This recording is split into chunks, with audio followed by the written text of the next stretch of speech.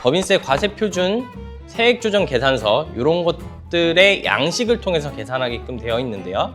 여기 9억 5,300이 과세표준이라고 하게 되면 2억 원이 넘는 구간이기 때문에 19%의 세율을 적용받게 되고 2천만 원 공제 과정을 통해서 약 1억 6,100만 원의 법인세가 발생된다고 보시면 될 것 같습니다. 기존의 당기순이익 8억 5천에 만약에 매겼으면 이거보다 훨씬 적었겠죠.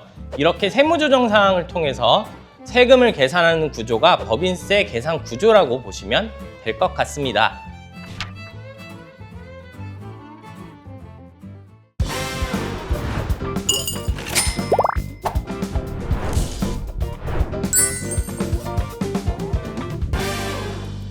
네, 앞서 법인세가 어떻게 계산되는지 내가 내는 세금이 이렇게 계산되는구나 라고 조금 이해를 하셨을 거라고 믿습니다. 그러면 법인세가 그대로 세금을 매기느냐? 또 그것도 아닙니다.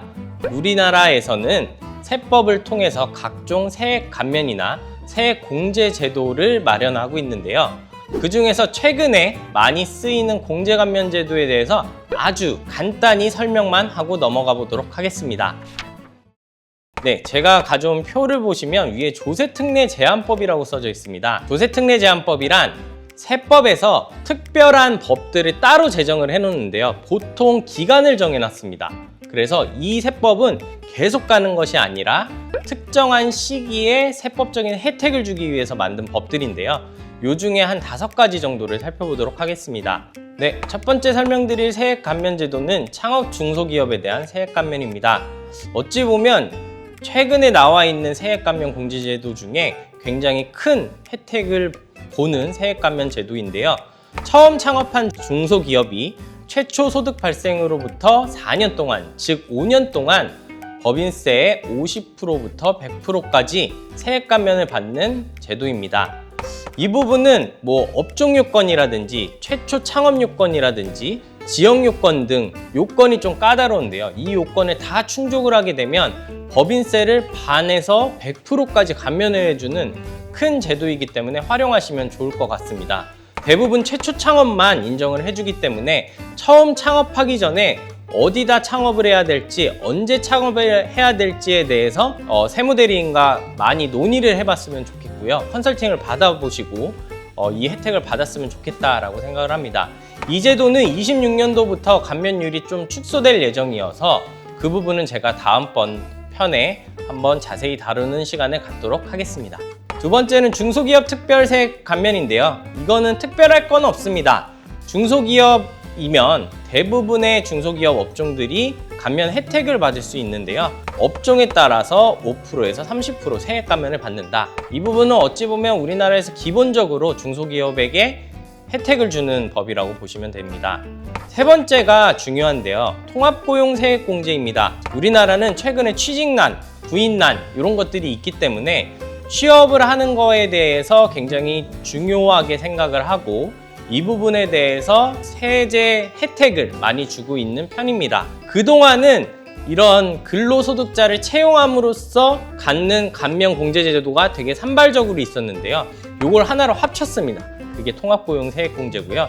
일정 요건을 만족한 근로자를 채용할 때 최대 3년 동안 큰 세액을 공제해주는 제도입니다. 이게 인당 850만 원부터 최대 1,550만 원까지 굉장히 큰 혜택입니다. 세액을 공제해준다는 말은 말 그대로 법인이 낼 세금을 그대로 빼준다는 의미입니다. 그러니까 몇 명만 고용을 하더라도 몇 천만 원 세액 공제를 받을 수 있다는 뜻이죠. 이 부분도 다음에 한번 자세히 설명을 한번 드려보도록 하겠습니다. 연구인력 개발비 세액 공제인데요. 연구개발 관련된 것들을 독려하기 위해서 이 개발비 지출에 따른 세액 공제를 대부분 당해년도 지출 금액의 25% 정도 세액 공제를 받거든요. 이 부분도 굉장히 세액 공제 혜택이 큽니다. 그래서 기술적으로나 연구를 많이 하는 업종의 경우에는 이 부분을 많이 활용하면 좋습니다. 마지막으로 통합투자세액 공제인데요. 각종 시설 투자 금액에 대한 세액 공제인데 이것도 요건에 따라서 10%에서 16% 세액 공제를 받는다고 보시면 됩니다. 5가지 중에 2가지는 세액 감면이고요. 3가지는 세액 공제인데요. 이 부분은 감면이나 공제 제도에 따라서 한도도 좀 있고, 그리고 최저한세에 걸리느냐 안 걸리느냐에 따라서 세액 공제 혜택이 조금씩 다른데요. 이 부분에 대해서는 나중에 하나하나씩 자세히 설명드리는 시간을 갖도록 하겠습니다. 네, 이번 편은 사업자 세금 이해하기 법인세 편을 준비해봤습니다. 법인세, 항상 3월달에 법인세 신고를 하게 되면 세무대리인으로부터 세무조정 계산서라는 책자를 받아보게 되는데요. 대부분의 내용들은 사실 이해하기가 좀 어렵습니다. 하지만 내가 열심히 번 돈이 어떻게 나가는지 궁금해하시는 대표님들을 위해서 준비를 해봤는데요. 최대한 간단히 구조에 대해서 설명을 해봤지만 굉장히 어려운 내용이긴 합니다. 그래서 이 정도의 개념과 구조를 가지고 지금 세무대리인과 조금씩 소통하면서 내 세금이 어떻게 나오는지 알고 사업을 하시면 참 좋겠다라는 생각이 듭니다. 지금까지 세무법인 신화의 사적인 이야기 세신사 박준용 세무사였습니다. 오늘 컨텐츠도 유익하셨다면 좋아요, 구독, 알림 설정까지 부탁드립니다. 감사합니다.